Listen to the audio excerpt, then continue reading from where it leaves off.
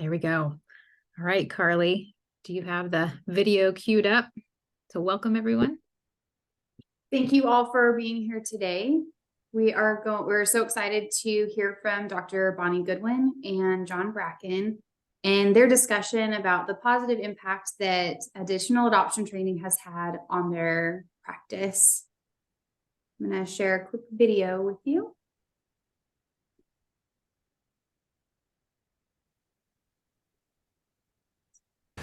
This Lunch and Learn is being brought to you by a collaboration between Oklahoma Human Services, University of Oklahoma Ann and Henry Zero School of Social Work, and the Oklahoma Adoption Competency Network. We appreciate everyone joining during your lunch or noon hour. We want to get started so we can make sure to respect everyone's time and the great information being discussed today. First, let us go over a few housekeeping things for our time together this afternoon. We are recording this meeting. By participating, you are giving your consent to be recorded. Help us reduce distractions so we can all focus and participate. We have muted everyone to make it possible for everyone to hear the speakers. We want you to express your thoughts and questions. Please utilize the chat for this purpose. We will monitor the chat and questions will be touched upon during our Q&A time during the last 15 minutes of the webinar. We want to see you, so if you are willing and you can, please turn on your video. If you are unable, that is fine also. To receive information about other post-adoption events, please list your name and email in the chat and we will make sure to add you to our contact list. Remember confidentiality.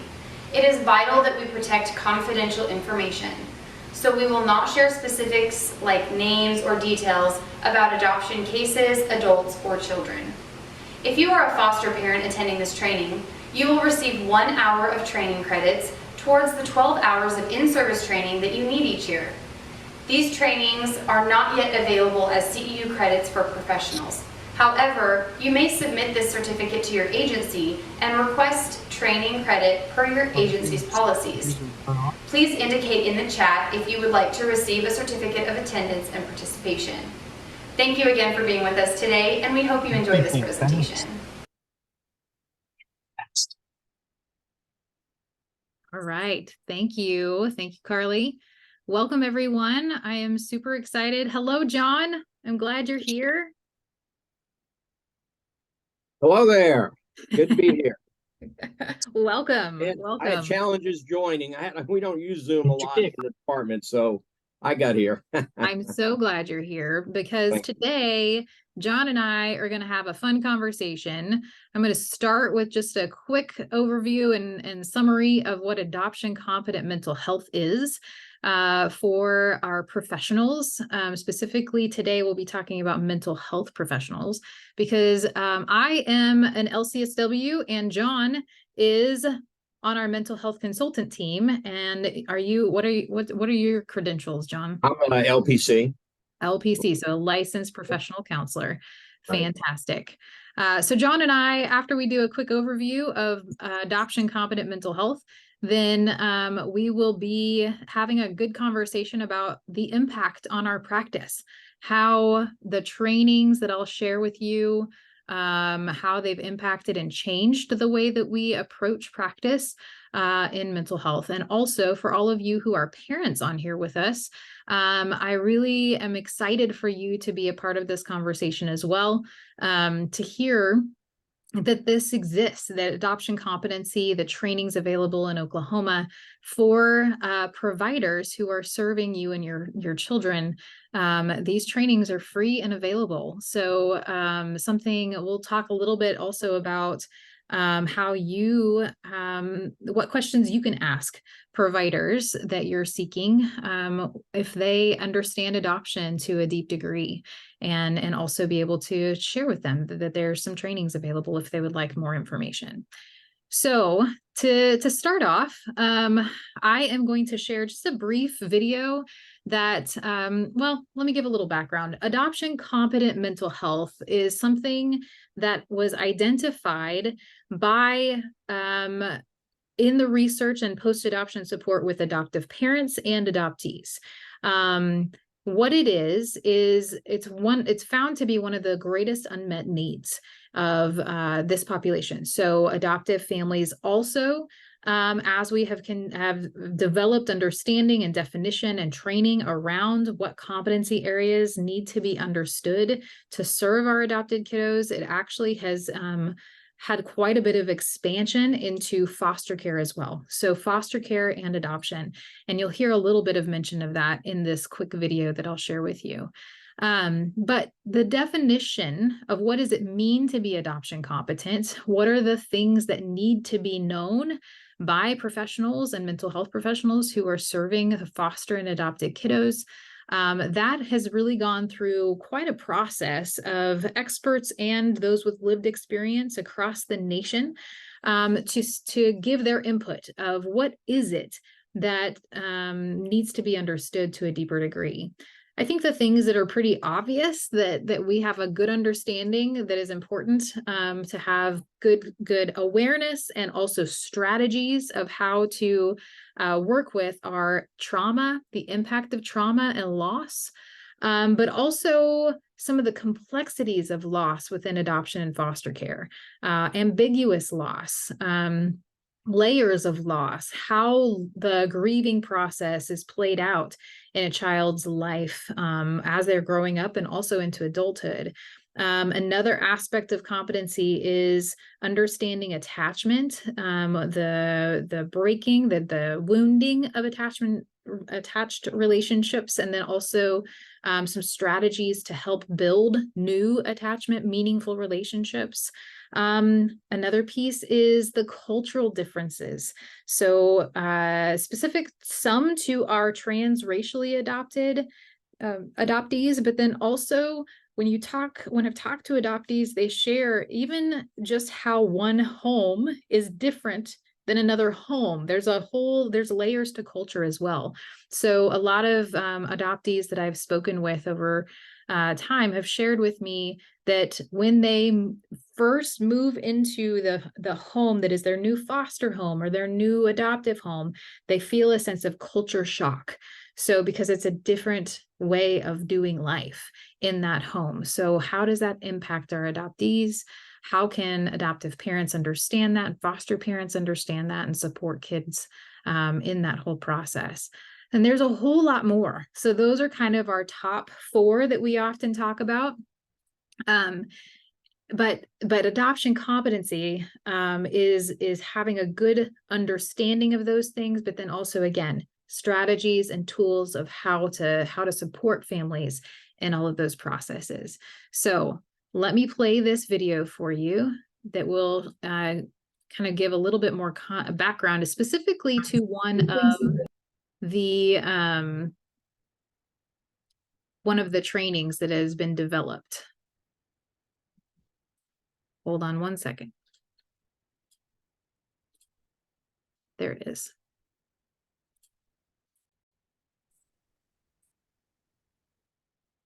What do you guys see on the screen? Are you seeing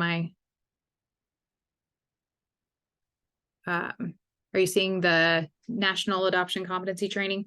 Yes. Okay, perfect. Here we go. Support and address their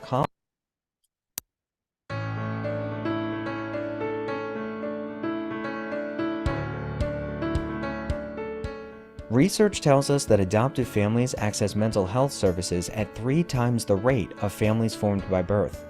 International adoptees are referred to mental health services twice as often compared to non-adopted children.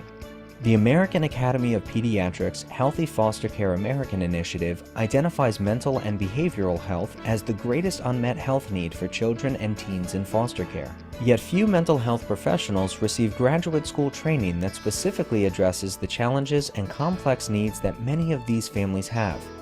NTI training for mental health professionals is designed to prepare clinicians working with youth and their adoptive or guardianship families to effectively support and address their complex mental health challenges. Let's hear from parent Debbie Shug discuss how different the experience was when she found a therapist who was adoption competent. To say it was like night and day is an understatement. We had a therapist who was an absolute godsend. She really understood all the nuances, all of the complexities of adoption, of children growing up in a family they aren't born into. She had personal and professional experience in adoption, and so she really, really got it. And for starters, she included me in the therapy. So we were in there together, and she was helping to kind of coach and facilitate me doing the healing with my kids, because she recognized that I'm the one, and my husband is the one, who's living with them 24/7, and they're not going to just heal during that 45-50-minute session once a week. The NTI curriculum is based on core competencies developed by national experts with an average of over 30 years experience each in the fields of mental health and child welfare, and with lived experience, integrating current research and trends, best and evidence-informed practice, family and youth input, and cultural considerations. This training offers a flexible learning environment using adaptive, cutting-edge technology, blending these competencies with best practices in adult learning. The journey from pre to post-test is an interactive experience, including interviews with adoption experts and people with lived experience, downloadable content, opportunities for reflection, with a wide range of resources and practical tools for immediate use in your practice. You may be thinking, what is the benefit to me for taking this training? Is this worth my already limited time? I'm an experienced clinician. What will I learn? You know, when I was in school and my training around oppositional behavior was very much like that the child was being oppositional on purpose, or that they were being manipulative, and that was a negative connotation. But in working with adopted children, I now know that opposition is a mask for vulnerability, and that if it is manipulative, it's actually adaptive, because this is how they learn to survive. This is how they learn to get their needs met. And so when we look at the behavior in that way, you can see the difference in treatment approach, right? So we're going to be looking at what's under that, how can we meet that need in a more adaptive way so that the need for opposition decreases. the benefit of participating in this training pilot is threefold. The first is that you will receive 25 to 30 CEUs for successful completion of the training, and additional CEUs for coaching sessions in which you participate. This is all provided at no cost to you. More importantly, whether you are a seasoned clinician or new to the field, NTI will provide you with a fresh perspective, a repertoire of skills and strategies to enhance your work with adoptive and guardianship children and their families, including new frameworks for clinical assessment and treatment planning, therapeutic tools and language that put voice to children's loss and grief experiences, models and techniques of attachment-based and trauma-informed clinical work, therapeutic parenting strategies, strategies that promote healthy identity formation and address issues of race, culture, and diversity, and specific clinical tasks to support families through the developmental phases of the adoption life cycle. Lastly, by participating in NTI, you will join a national network of adoption competent therapists to more effectively meet the needs of children, youth, and their adoptive or guardianship families. We hope that you will take advantage of this opportunity to broaden your knowledge and expand your clinical expertise.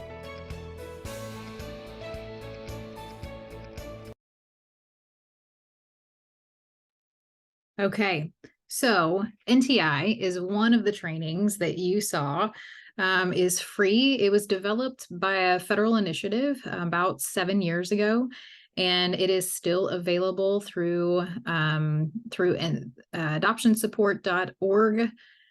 You can find NTI, how to sign up for that. If I don't know if Lacey would be willing to put that link into the chat. I'd appreciate it. That'd be great.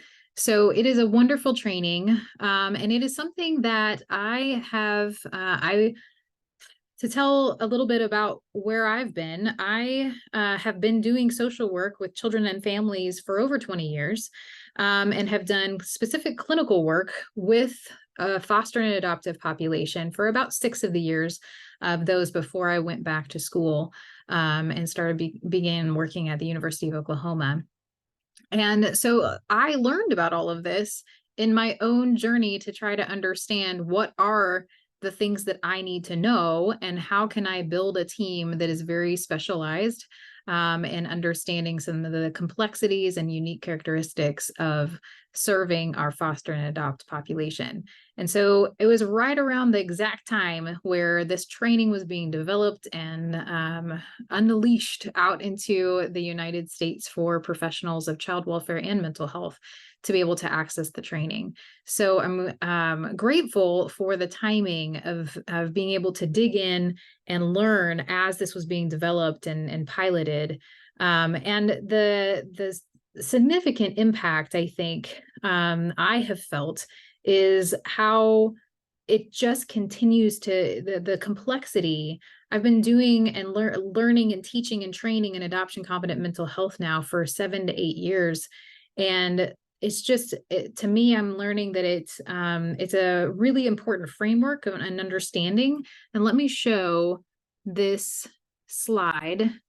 So the competency areas in the definition, they identified 18 domains of really unique aspects of working with foster and adopt kiddos and families that need to have good specific understanding. So this pie chart in the middle has 18 pieces to the pie. And really how I've come to understand it and how I continue to talk about it is it's a lens. You can see in the middle of the lens, it's like all of those pie pieces were just twisted and put together. And so it's in a lens is something that you look through. So it's an understanding. It's very broad. It's very comprehensive. But when I am talking or listening to an adoptive parent or an adoptee talking about some of the challenges that they're facing, I have all of these 18 competency areas in my mind. And so I'm thinking, what age is the child? That's connected to development, identity formation, self-awareness. I'm also thinking about how was this child adopted? Were they adopted internationally, domestically, through child welfare?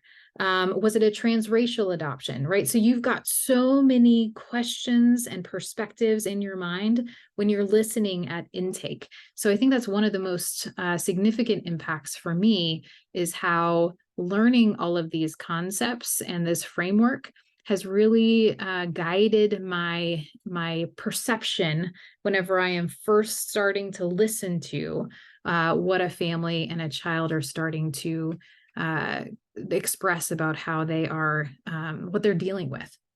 So I've invited my friend John to come share also his experience and his journey with adoption competency as well, and how that has impacted. So John, if you wouldn't mind just kind of introducing yourself and sharing with us your background and kind of what you have been doing in your career, and also how long had you been practicing prior to hearing about adoption competent mental health?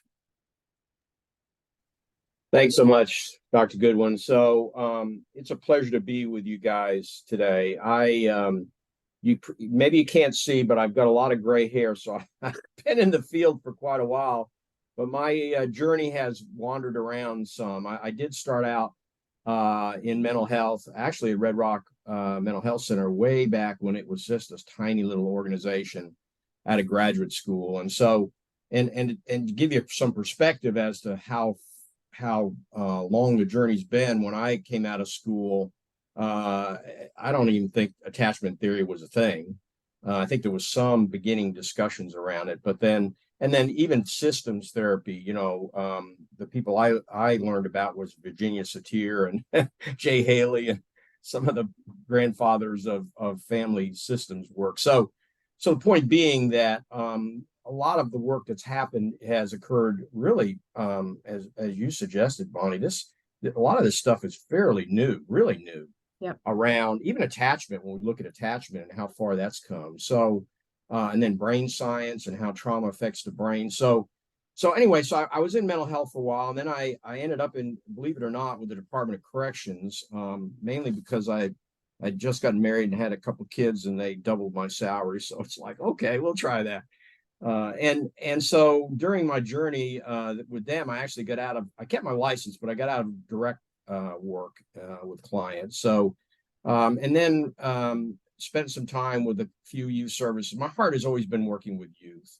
And I saw what happened when we didn't intervene with youth. These kids ended up in prison. It was really a tragedy. So I ended up back in youth work, but mainly in administrative roles. I did some clinical supervision, and that was always such a delight. I'm sure you find that to be the same way, Bonnie, is that was really a fun part of the job. So anyway, and so I did that for a while, and then just decided to, as an executive director, fundraising and managing boards of directors and that kind of thing it's always a challenge. But so my heart was drawn back to getting back into clinical work, and so believe it or not, that has only been about 5 years ago that I got back into the clinical work. And so, man, I had kept up with the field, but I really had to dive in and learn a lot. And so that's where I started to really on my journey in terms of learning about trauma and attachment and brain science. And my current position, I'm a mental health consultant with the Oklahoma Department of Mental Health. And in that capacity, I work with DHS and families that are involved in the system. And these are families that have mental health concerns, that have substance use concerns, domestic violence concerns. So we really are kind of the mental health piece to help. The workers are so overwhelmed with what they're doing, and they're not certainly experts on mental health. So it's been such a neat thing for me, because it really does force me to learn a lot about a lot of different things in terms of how I can provide advice to kids, to the families, and to the workers. So in that journey, I've been doing this for it's almost 2 years now.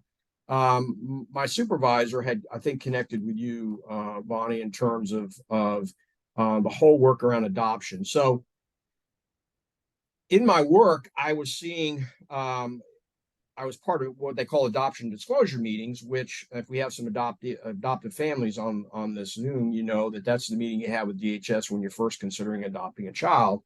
And that was such a delight, because there's so much hope, and there's so much love, and there's just so much good feelings around that whole process of adopting a child. And so I kind of saw that end of things.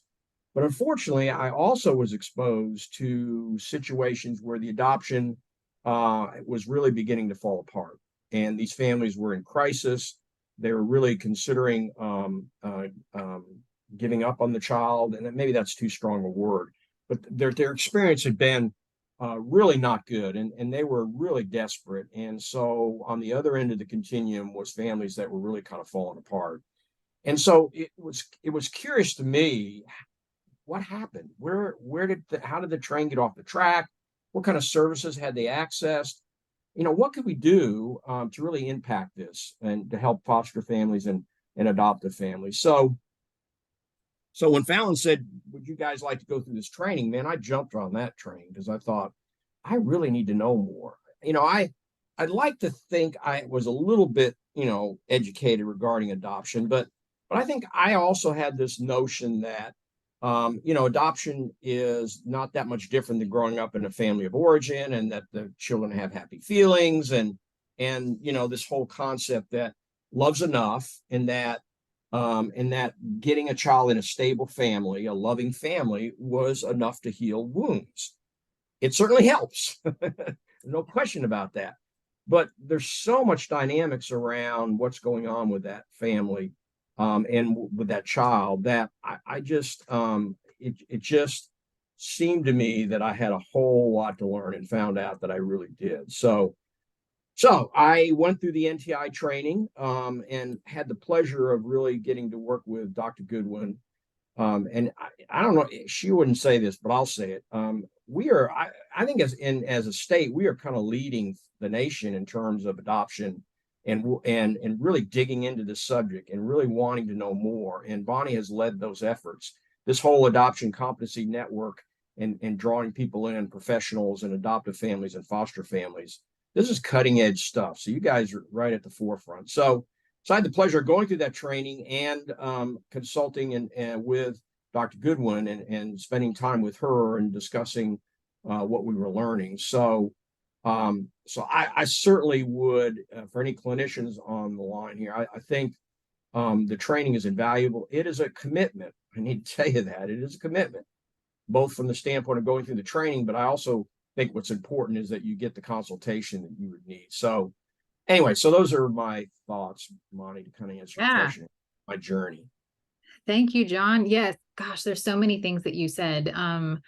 Just the ongoing development of knowledge, I think, is one that's so critical with any professional, to understand that there's always more to learn. And that's kind of what I was trying to say, of like, I've understood the conceptualization and the definition of adoption competency, but it continues to grow. Like, there's more and more that we're learning, and developing new skills and new strategies of how to best support our adoptees and our families in the process. Because of that, it's not like, I think so many times our systems look at adoption as kind of the goal, right? Either exiting foster care through reunification or adoption, one or the other.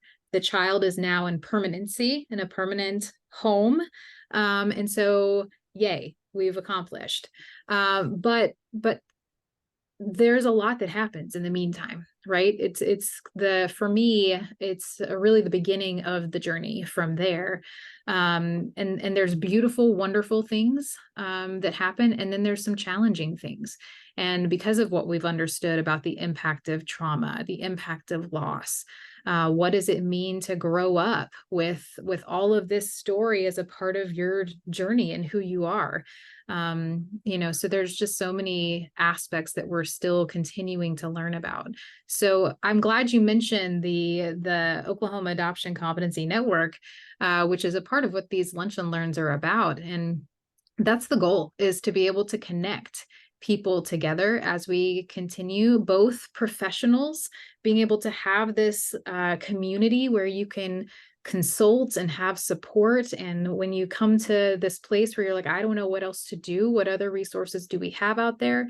There's a place to ask and to seek information and connection, but also pulling in our adoptive parents and our adoptees, because we have so much to learn from that voice of lived experience. That's where all this has come from, is the awareness, because of adoptees saying, hey, you know what, actually it was really hard and I didn't have much support. And I would really like more.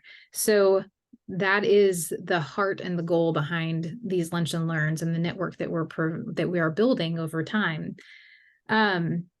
So John, the next question I would love to ask you is, when you completed NTI, I know it's a lot of information. It is a big commitment. It takes some time, but I do think it is worthwhile. What do you think are some of your biggest takeaways? Well, some of the things that really come to mind for me was the whole, we called it the 7 core issues of adoption, and that you mentioned the issue of loss and ambiguous loss, and it really struck in my mind the fact that no adoption occurs unless there's a loss. And that loss, even if it's a baby, right? People say, well, we were adopted as a baby, we should be okay because we've been in a loving home for all these years. Yeah. And so the concept of loss and the depth of that loss, and the fact that it's kind of ambiguous, because that family may still very well be around and you're not living with them. And so that really struck me, and with that loss comes grief, and that grieving can occur at any point, and sometimes can be triggered with events that we're not even, as adoptive parents, we don't really understand. So and with that also comes grief, rejection. We got to remember that children are egocentric, so they don't, regardless of their birth family and their family of origin and what may have happened, they don't view that they were adopted because of a failing with a parent, a biological parent or whatever. There was something wrong with me. it's got to be something intrinsically, and that's the thing that's really struck me is, Yeah. you know, it's there's something intrinsically wrong with me. I'm a bad person coming from a bad family, and you know, there's that sense of hopeless, you know, I'm a hopeless cause or whatever. And we see this in the kids that are expressing that through their behaviors, right? And you know, hospitalizations and medications and all those things that come out of that, deep loss and grief. So that certainly was something that I, you know, I knew there was loss, but I just didn't understand the depth of that and how it affects children. The other thing that was fascinating to me is there's certain ages, Bonnie, and you can certainly speak to this better than I can, but there's certain ages in which the adoptive families, kids' ages, where adoptive families start to really struggle. Yeah. And one of those ages is around age 12, 13 maybe. And why is that? Well, if we know anything about child development, that's when kids are really starting to develop their identity. Who am I? And what is my purpose? And so for those of us that were blessed with a family of origin and have raised with a family of origin, that question is complex enough even in that circumstances. But when I'm not with my family of origin and now I have an adoptive family, regardless of how long I've lived there, that question is not easily answered. And unless they have some information around who my birth family, and can explore that a little bit, that question is really hard to answer. And so they really struggle. And again, kids are going to, you know, I tell families, let's try to focus on what does this child need from us rather than the behaviors. We have a tendency to focus on the behaviors because that's what's in our face, right? And that's the thing, they're getting kicked out of school and those kind of things. So that whole issue of identity and who am I learned about life books and how those can be really healing it can be healing for any child, but certainly a child from that's an adopted child those kind of things. So that was really impactful for me in terms of that. And so, and the other thing that stands out to me, Bonnie, is I had a bias around how could an adoptive parent give up on a child? Okay, you know, how as a parent, you know, and how on any child, particularly, you know, a child that's been adopted and now they want to give them back to the state. And so how do we get to that place? And I have sat in, and I know you have too, Dr. Goodwin, on a lot of meetings and sitting with those families and just being with them and hearing their story really has touched me in a way that it's really hard for me to describe in terms of the pain, the agony, the ambivalence. And when you hear their stories of where they've been, you wonder to yourself, I don't know how they survived this long, really, right? And unfortunately, what's happened, and this is why I'm part of this movement, is unfortunately, they haven't really got the kind of treatment that they need. They haven't got adoption competent treatment. Yeah. And again, I'm not beating up on therapists or whatever. You don't know what you don't know, right? Right.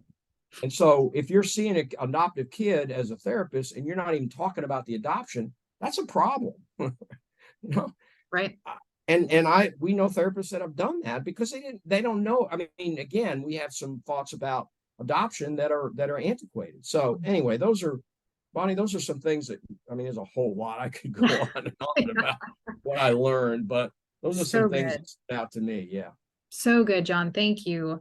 You did say so much. And that concept, I think what I've heard the most from a lot of adoptive parents whenever they have expressed either frustration or just a lack of help, is that next sentence is, far too often I've been blamed for what is happening with my child. And I've only done the best that I could. I've used every tool that I have in my tool belt.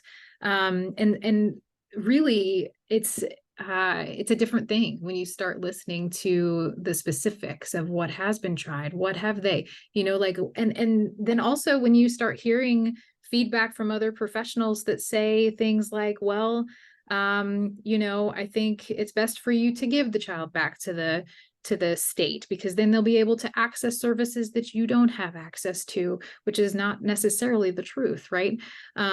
So there's a lot of complexities with post-adoption support and understanding that go all the way up to the systems level. And I think another thing you mentioned was that if you're seeing a child who has been adopted, who has experienced foster care, and you're not talking about that in the therapeutic process, that's a gap, that's a problem. But I'd also add to that if you are only meeting with that child individually, continually, without connecting to and including parents and siblings and the family, and even in times where there's this amazing opportunity for some type of openness with biofamily, including them in some of that mental health treatment and the process, the journey of that is also a really critical piece to doing some really good, competent work with our kids from foster care and adoption. And then I have to go back to the very beginning when you talked about loss and the grief, because I think another key piece, how it's impacted me so much and continually, is when you have that in your lens and you're looking at a child's expressions, their behavior, especially aggression, frustration, maybe anger, resentment. You're not my real mom, you're not my real parent, something like that. And you look at it through the lens of grieving, there's a completely different perspective than when we look at it purely through behavior. Because when we're looking through behavior, we see defiance, aggression, violence, those type of things. But when we're looking through the lens of grief, we see unresolved, unrecognized, ambiguous and confusing, and just the whole part of grief that includes anger. Anger is actually a part of the grieving process, right?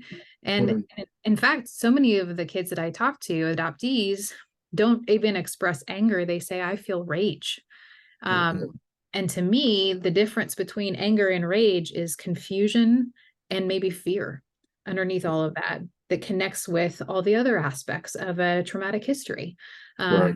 So it's big and it's significant when we're looking at how many mental health diagnoses get attached to our kids due to these behaviors that are criteria. I'm not saying it's wrong, diagnoses all the time, but do we understand the root of why this is what we're seeing? And so, because we have to understand the root to then be able to understand healing, right? Right. Absolutely. Yeah. Yeah. And the whole issue of attachment here and working on that and that relationship, I think is really critical and is so difficult, because particularly for young people that have been removed from their birth family, been in numerous foster homes, and then are adopted. And we wonder why they're not automatically attaching to people, right? And so as a parent, I mean, that is hard work.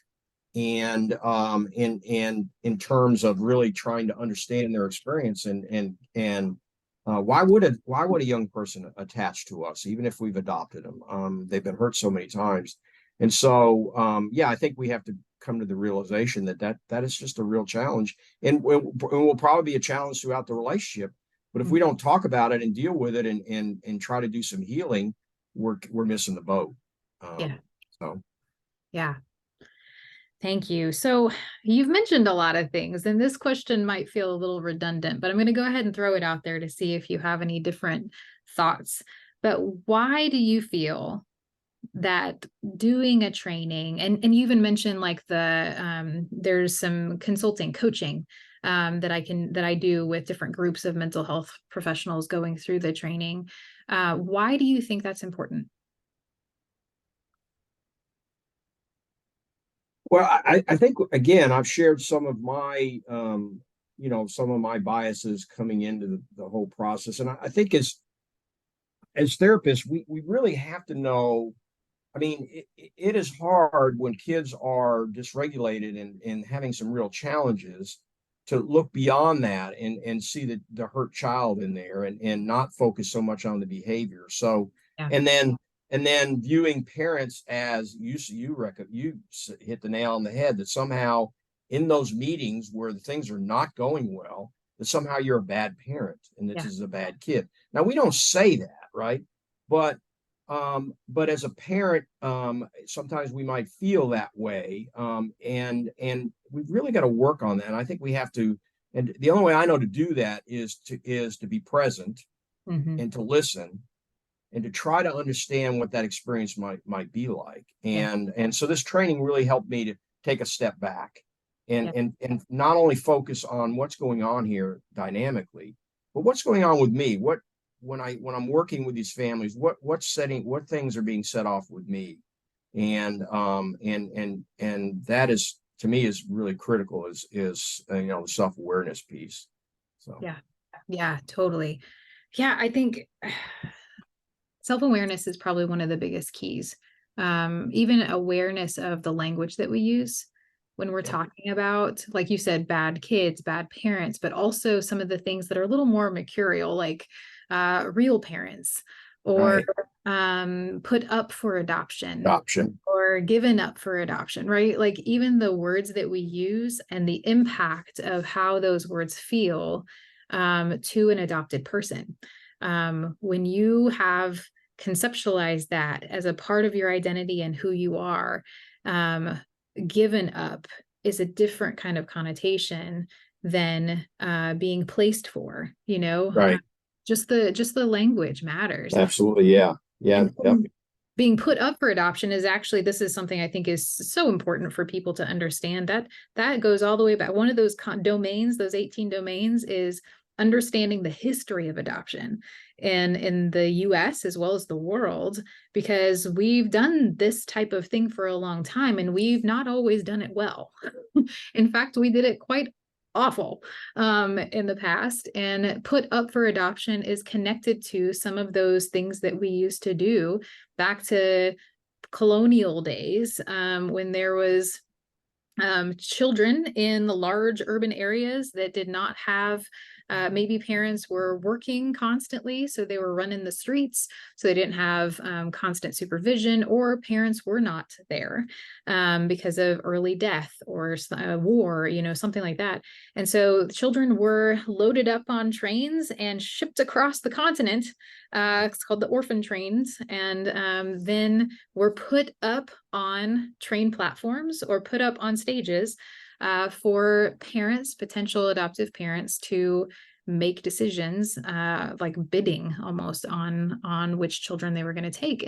And sometimes there were good stories we would hear of those children being adopted and loved into a new family. But a lot of what we heard about that situation was those kids became child labor, not a loved member of the family. And so even utilizing that terminology, which you still hear quite a bit, of being put up for adoption, those things, it's important. It's important to understand words matter, and what that then, how it impacts those who are experiencing that journey in their life for a lifelong journey, experience. Absolutely.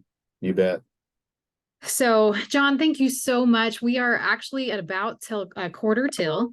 So I'd love to open it up to anybody here who's on the call with us. If you have any questions, or if you have any just comments that you thought of while you were listening to John and I discuss adoption competent mental health.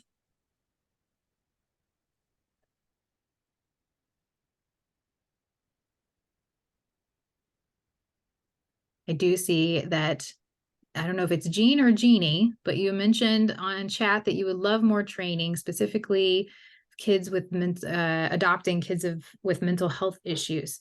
I'm wondering if you are thinking, are you a parent who is seeking training for parents?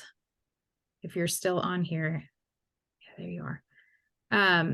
That is, I'll just, if you're a professional, then NTI is the training for adoption competency. There's also another one that's available in Oklahoma that's more in depth, and there is a cost involved, but you go in person and do some consultation, and that's called TAC, TAC, Training and Adoption Competency. We have different cohorts starting at different times, so you can feel free to reach out to us if you have any questions about that. But for parents, that's really the kind of the heart of what these lunch and learns are intending to offer to parents, is this ongoing opportunity to sign on during your lunch hour and just hear more in-depth discussion and content about all different types of things that are involved in the adoption and foster care world. We've got, I think we have like 12 to 15 lunch and learns that are recorded and available on our YouTube channel now. It covers all the things we've talked about. There's loss and grief with specific strategies of how to walk alongside children who are processing their grief. We've got a 2-part series about the impact of trauma on the brain. Katie Stewart on here has provided some really great strategies in the part 2 of how then to support kids. Lacey on here has given many different wonderful lunch and learns about IEPs at school, psych evaluations. I mean, just all kinds of information.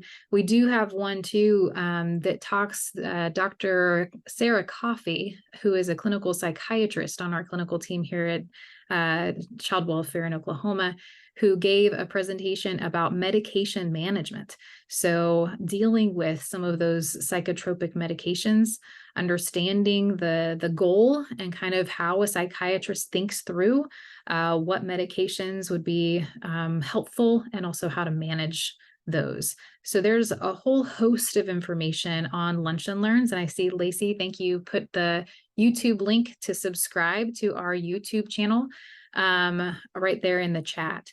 And then on above and beyond that, we are working hard to continue to develop more support and training for parents in Oklahoma, as well as opportunities to connect with each other for parents and adoptees. So especially our adolescents and our young adult adoptees have really let us know that they would love to have opportunities to connect with each other and just have someone who knows what they've gone through. So we're developing quite a bit of some good support, trying to hit all levels of support for adopted people as well as adoptive families. So let us know if there is anything else that you are thinking of that we have not yet begun working on. We've got some things in the works, ways that we might be able to support you in even better ways. I'm going to put my email in the chat. Feel free to reach out to me. My specific work with child welfare and post-adoption is the statewide coordinator of adoption preservation services. So that's what I'm here for, is to continue to listen to you, let us know what gaps there are and how we might be able to fill those, or provide an opportunity or empower you to fill them, starting your own support group or something like that. So John, I cannot thank you enough for joining us and having a great conversation. We always have a great conversation. Yes, it is an absolute pleasure to work with you, Bonnie. And just one other thing. So you have if we have some families that are looking for, there's questions might want to ask for around adoption competency in the therapist that they're looking at, and I know if you have you're beginning to build a list of therapists that are adoption competent. So you want to speak to that really quickly before we jump off here? Yeah, definitely. Thank you, John. So yes, we do have, there's some directories of those in Oklahoma who have completed NTI. Once they complete that full training, then they are able to enter their information into a national directory. So we know that there's that good overview and comprehensive training that they've completed. And then TAC as well. We have a directory of TAC completed therapists who not only have NTI, but have done some really in-depth work that is actually kind of more like a certification training. So yeah, if you're looking for a good provider available to you in your area, reach out to us. We are still building that. So it's limited, especially now with the mental health crisis on top of it, but we would love to get you connected with some competent providers. And additionally, if there's, we have Katie and Lacey are two of our clinical social workers in post-adoption who are doing some more clinical work with our families directly, specific to some of this post-adopt challenge and struggle. So we can also, on our team, work with you in a more direct service clinical way. So if the goal is for it to be more short term, so we can bridge and find somebody for you who's local to you, so you can continue to work with them as needed. But if there's a long waiting list of somebody near you, we would be more than willing to bridge that and fill that gap and do some more clinical work with you. So let us know, reach out to me, reach out to the team. Yeah, thank you, John, for bringing that up. All right. Thank you guys so much. We appreciate you hopping on and hope you have a fun and safe evening. Happy Halloween. Bye-bye.